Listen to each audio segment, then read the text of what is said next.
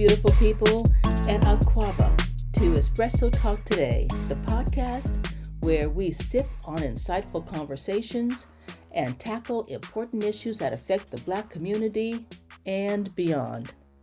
I'm your host, Amma Robin, and joining me on this journey is the dynamic and insightful Mel. Hello, everyone. I'm so thrilled to be a part of this conversation with all of you. Today, we are delving into a topic that is not only relevant, but critical to understanding our lived experiences as Black people: the everyday discrimination scale. That's right, Alma Robin. The Everyday Discrimination Scale is a powerful tool that helps us measure and explore the everyday experiences of discrimination and microaggressions that many people face in their daily lives. Absolutely. People really do face so much discrimination in their lives, and we're going to go into that. We talk about racism and discrimination a lot on Espresso Talk Today, but there's still so much to learn and to understand. Discrimination is not always overt or dramatic. Often, it's the subtle, everyday encounters that can have a profound impact on our well-being, our mental health, and our overall quality of life. So, in today's episode, we'll dive deep into the origins of the Everyday Discrimination Scale, how it's used in research, and why it's essential for shedding light on the persistent challenges faced by Black people. That's right, Mel. We've mentioned the Everyday Discrimination Scale a couple of times. That was developed by a brilliant professor, David R. Williams. Dr. Williams is a professor of public health and African American studies. He's also from St. Lucia. How interesting. Very interesting. We will discuss and actually do part of the scale at the end of the show. So get your pen or pencil ready so you can do the scale right along with us. You will also get a chance to hear about how racism affects Black health directly from the good doctor. We have a few excerpts that we'll play from his TED Talk called How Racism Makes Us Sick. Wow. And most importantly, we'll share personal stories and experiences that highlight the importance of acknowledging and addressing everyday discrimination. Our goal is to raise awareness, foster understanding, and inspire change. Discrimination should never be normalized, and it's time to have these conversations openly and honestly. That's right, Mel. Well, we have a lot of work to do today. So, grab your favorite cup of espresso or your beverage of your choice and close the door behind you. We're about to go deep and get real. Stay tuned. Let's start this conversation. It's time for Real Talk. It's Real Talk, y'all. Get ready.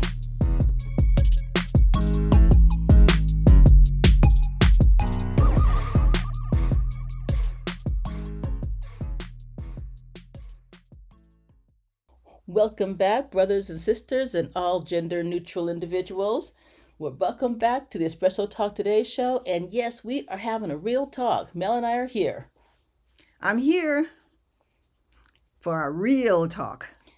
And today, the real talk is something that Mel approached me with. And we said, we've got to sit down and have an espresso about this.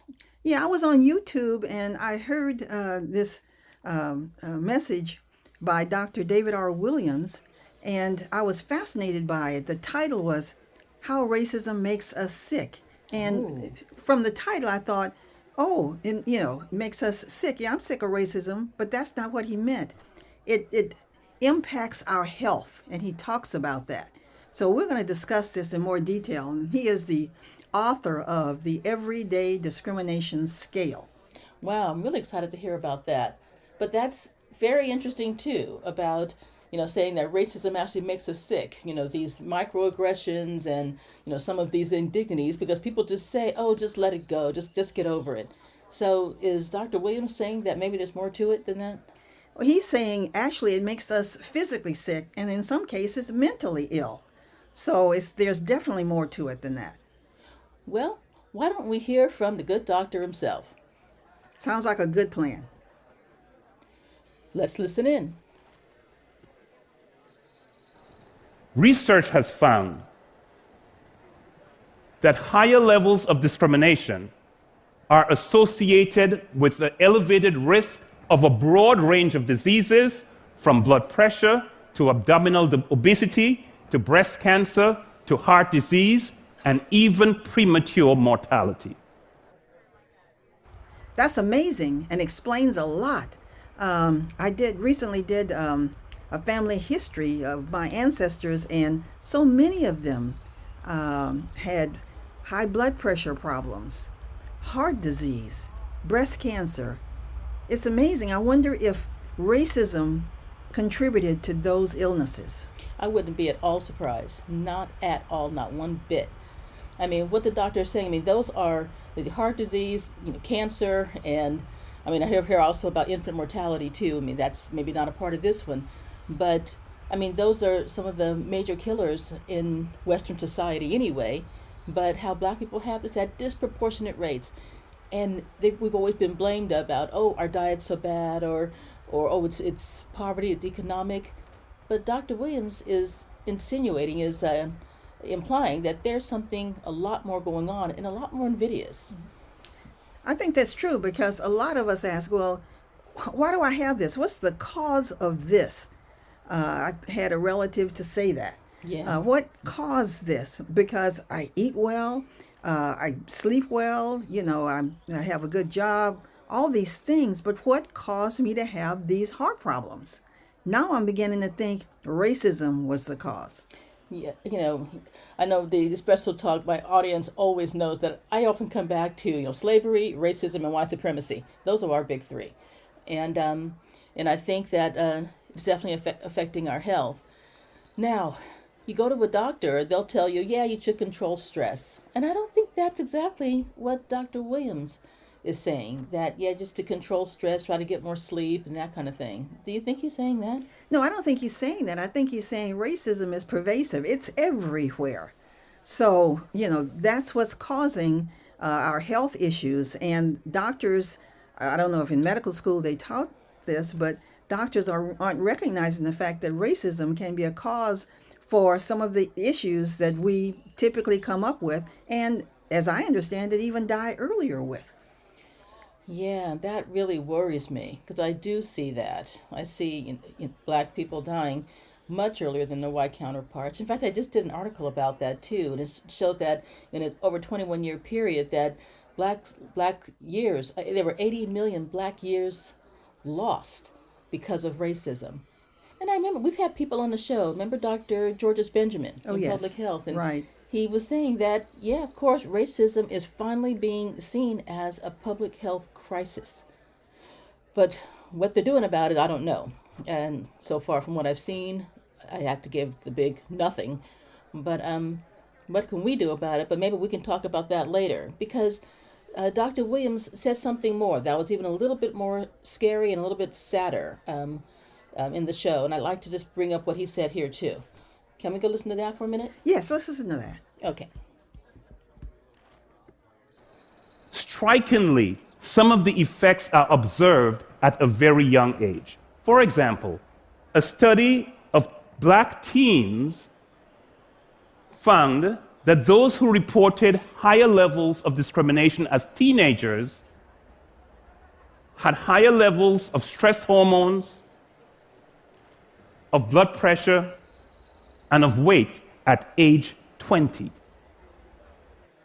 Wow, wow, wow. I mean, so it's affecting children too. I mean, we're teens, you're talking, 13, 14, 15, but by age 20, they're already showing these illnesses like high blood pressure, diabetes, and other things that could end up affecting them for their entire lives. So young black children are facing racism to the point where it is affecting, giving them a morbidity at such an early age that can absolutely shorten their life and absolutely reduce the quality of their lives. Well, I think that's true, but it's really interesting when these young people go to the doctor when they're parents take them to the doctor, they say, well, you know, your family has a history of high blood pressure. Your family That's has right. a history of heart problems. Your family has a history of reacting in certain ways to stress. So, what would you expect? Your children are going to be the same. And, some of us have bought that, and now we see that racism is the problem, not family history. Yeah, those things are important. Family history and economic status and education, all those social determinants of health are important. But racism seems to override all of those things. And, that this is happening at all is absolutely terrible, but that it's starting at such an early age that children, young teens, don't even have really a level playing field, where they're getting started. That to me is reprehensible and inexcusable. And I'm just so happy that Dr. Williams found this, did this research. And from what it said too, didn't he seem like the older people got the the racial health gap widened between white people and black people, and that just that I don't even know what to say. I'm speechless, which is kind of strange for me on the show. Well, I go back to what he said in the beginning. The title of this TED Talk was How Racism Makes Us Sick, and physically sick to the point that black people are dying at an earlier age than they should die at. It's amazing to even think of that, and to think about the fact that we have not identified racism as the cause, but it is the cause of a lot of the medical issues that we have. So, what can we do about that? Yeah, that's where we need to go with this too. I mean, there's stuff that we can do, but there's stuff that society on a huge scale, probably even on a global scale, needs to do. And I always come back to, we have got to dismantle, white supremacy, and just destroy racism, because it is killing us. So, what do we do? I think we should take a look at the we call it EDDS, the Everyday Discrimination Scale. What do you think? I think this is the perfect time to do that. Okay. Well, let's take a look. And so I hope you have your pen and pencil and some paper. And we're going to take a look at some of these things. And I have to say that I think some of the questions are actually more interesting than the answer. Okay, anyway, I won't say anything more. Let's get straight over to Dr. Williams so he can introduce us to the scale, and then we'll take it from there. See you in a minute. A white gentleman stood in the audience and said that while he agreed with me that racism was important, we could never measure racism. We measure self-esteem, I said. There's no reason why we can't measure racism if we put our minds to it. And so I put my mind to it and developed 3 scales. The first one captured major experiences of discrimination, like being unfairly fired or being unfairly stopped by the police. But discrimination also occurs in more minor and subtle experiences. And so my second scale, called the Everyday Discrimination Scale, captures 9 items that captures experiences like you're treated with less courtesy than others, you receive poorer service than others in restaurants or stores, or people act as if they're afraid of you. This scale captures ways in which the dignity and the respect of people whose society does not value is chipped away on a daily basis. I told you we were going to go deep, we were going to get real. Of course, this is a real talk, so here we are. Well, you heard Dr. Williams. This is powerful stuff, and you probably already recognize some of the things that he mentioned. But let's go through the tests, the scale ourselves, and we'll see where we go. Mel? The Everyday Discrimination Scale. Okay, the first question, the first statement is, in your day-to-day life, how often do you do any of the following things, and how often do they happen to you? The first one is, You are treated with less courtesy than other people are. Oh, boy, boy, boy, boy, boy. Does that happen to you? Well, let's see. So I have some choices here. I'm going to say almost every day. You know, yeah, I find it happening in stores, and I find it happening even when I'm driving. People cut me off. I see that they look at me and they feel like they can just cut me off because, well, they just see black woman.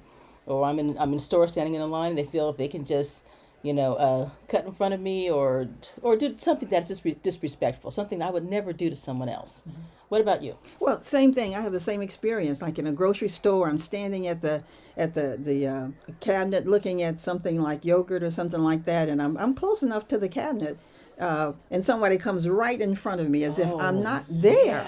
Yeah. That really is unbelievable. Or I'm in a line and they just feel that they can just cut in because they have fewer groceries than I have. So yeah, that happens to me all the time.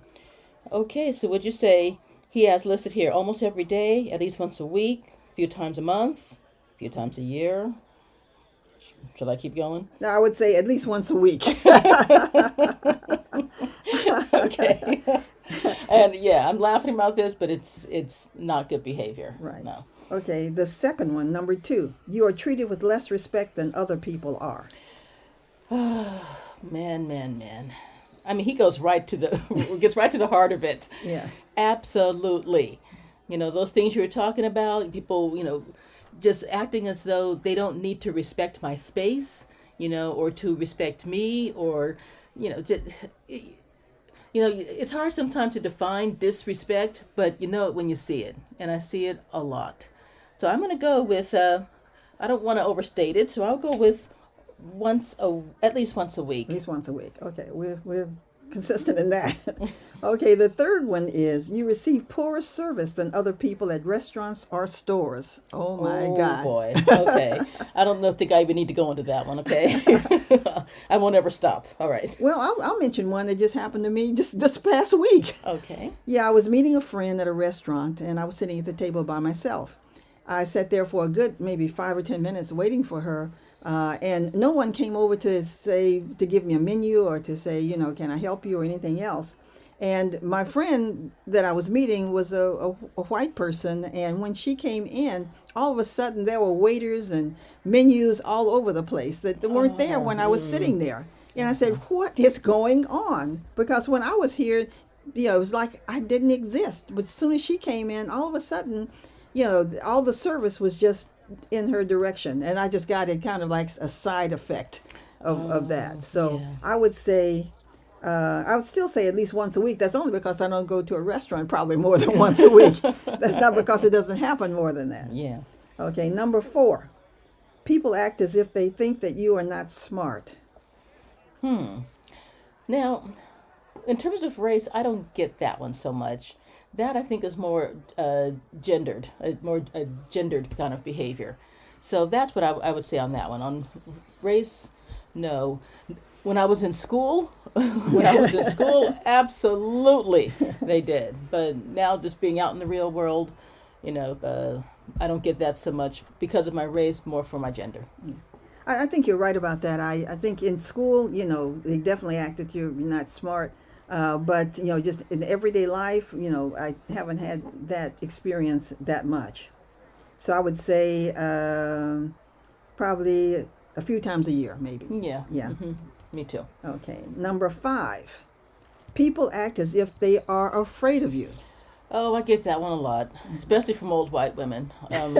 Yeah, I'm walking down the street, I'm taking my morning walk, and, when they start approaching me, they stop and pause and think, oh my gosh, is there another way that I can go? And if they can't, then they, then they just proceed ahead. But I can see that they're acting like they're really afraid of me. Except for this one woman, and she has this Belgian Malinois, which is a really vicious dog. And so I think she's kind of hoping I will do something so she can have the dog attack me. But anyway, I do see that happen, and that's mostly coming from older white women.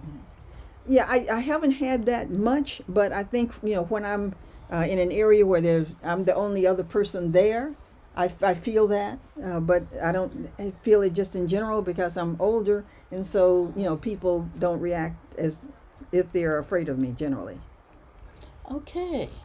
Okay, and then I will go with numbers with the next one. Let's see. I don't want you to have to do all the work.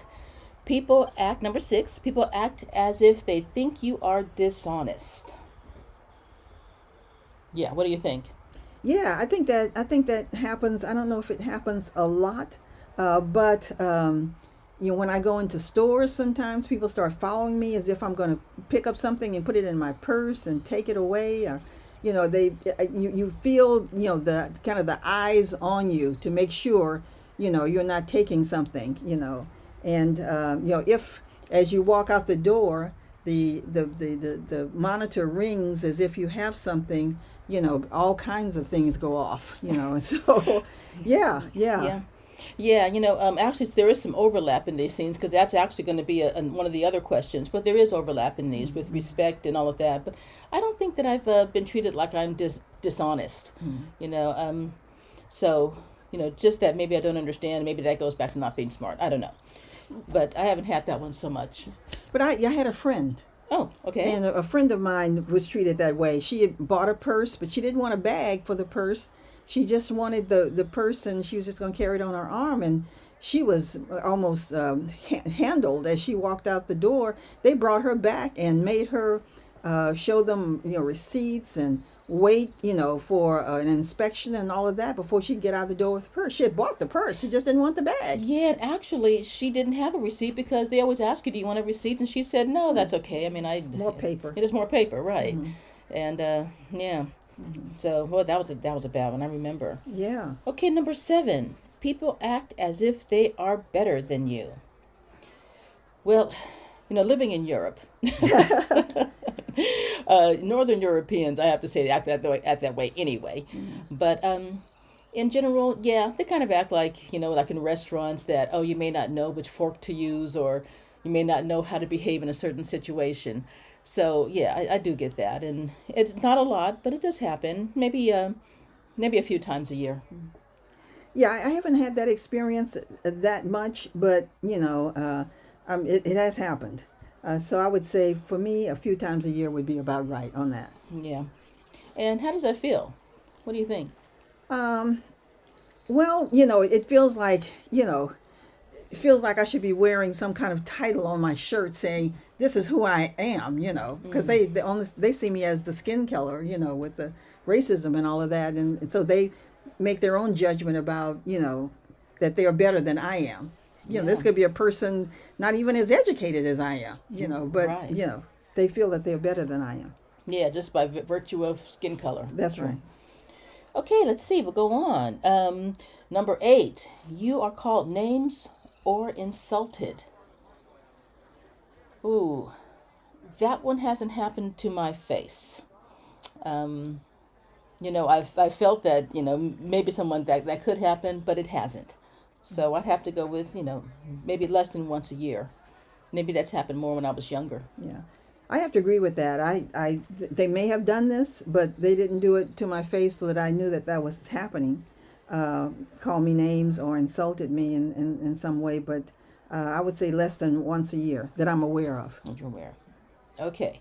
And number 9, you are threatened or harassed. I haven't had that so much, being threatened or harassed. I see that as um, something that I guess harassment, like following me around in the store. I kind of feel that to be harassment. I don't even want to shop in that store if I'm going to be followed around and looked at. There are other people in the store doing all kinds of things, but I'm the only one being followed. So I would say I've been harassed. I don't know. I don't think I've ever been threatened, and I would say that's probably maybe I would say a few times a month because I do shop a lot. Yeah. Well, what about sometimes they've asked you to show your ID in places? Do you consider that harassment? I would consider that harassment when it's not necessary to show my ID. For example, if I give my credit card or something like that, then they want to see an ID to make sure that is. But I haven't had that experience that much. Okay. And yeah, I haven't either. Being threatened or harassed. I mean, maybe when I was younger, I guess I have a few, instances. When I was much younger in my 20s. So, Well, which is sad to think that this is happening to people when they're younger.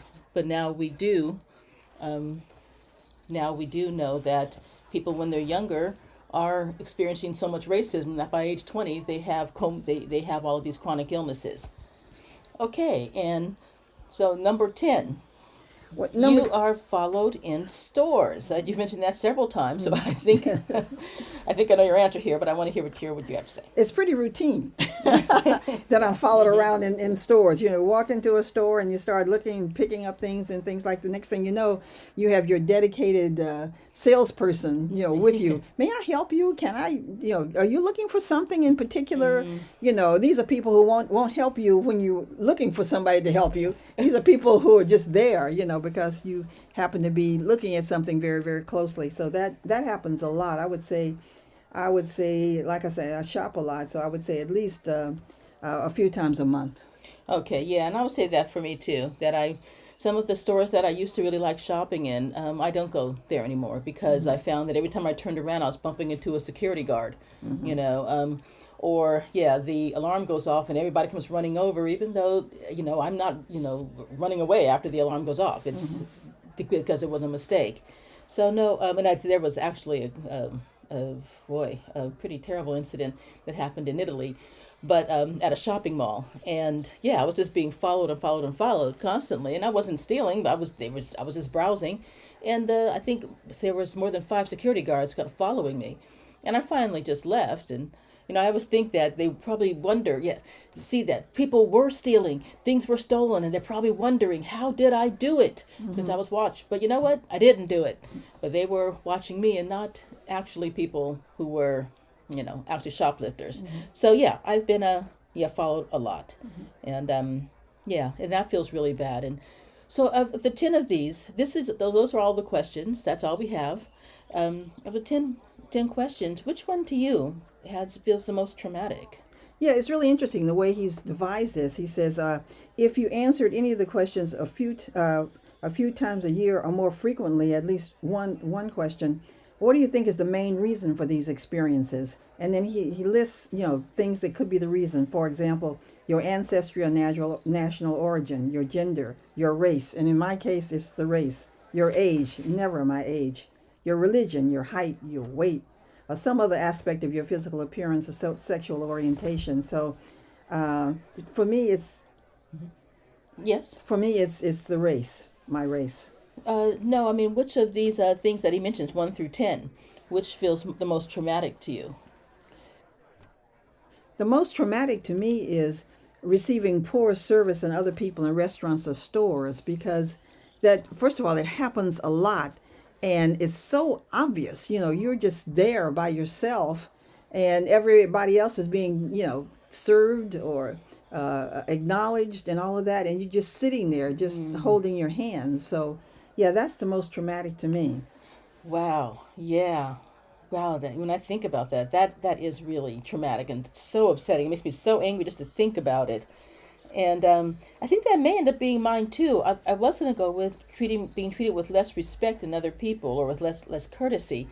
And you know what? I think I'm going to go with the less courtesy because that happens so frequently. And it's so obvious to me too when people are reaching across you or bumping into you and not, saying excuse me or anything. And some of it is just really bad behavior. But I think also it's that they wouldn't treat other people that way, but they treat you the way with what they feel they can get away with, that you deserve. So yeah, I'm gonna go with less courtesy. But none of these feels good, and all of them are memorable and traumatic to varying degrees. So let me ask you this then: how do you cope with some of these stressors? Well, it's not easy. So at the time it happens, you may not be able to come up with a good coping strategy. But there are ways. One is to talk to other people about it, other Black people about it, what has happened and what you're going through. The other is to Is have. that what you do? That's what I do. Yeah, and to have a good community of people that you can just talk to. Um, you know, there are many ways to cope with that, but I think that's one of the better ways to cope with it. The other thing is to make sure that you don't react, and then sometimes not in charge of your reaction, but you can build yourself up to the point that you know that you deserve better treatment, better respect, and all that. That you do care about yourself and you respect yourself. So have that as kind of a shield to some of this behavior. Yeah, I think you're right. You have to have that inner strength. Even though that gets attacked, and I mean anybody can feel weak at that time.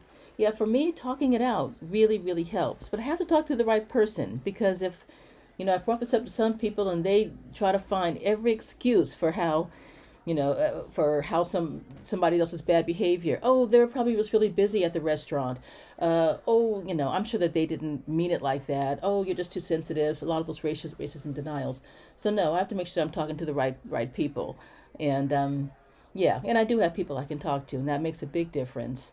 And of course, and you guys always know this, with this every single day, I have my journal. And that does allow me to slow my thoughts down, to get a handle on my emotions, and to put them on paper, and to examine them a little more deeply too. And I find that is really, really helpful for me. But there are lots of different ways of coping, and unfortunately, there are a lot of unhealthy coping mechanisms too. Such as overeating, and I mean that's one of my things too. Is I want to maybe get a glass of wine or something like that, and that's not because I want a glass of wine, but it's to self-soothe, and that's not a great way to do it.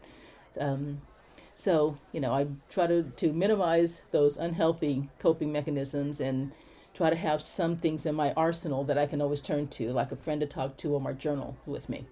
I think that's an excellent way to go, that, to have an arsenal, that it's going to happen. It's there. And you want to protect yourself, protect your health. If you have an arsenal, you pull out the right tool and put it to work. That's right.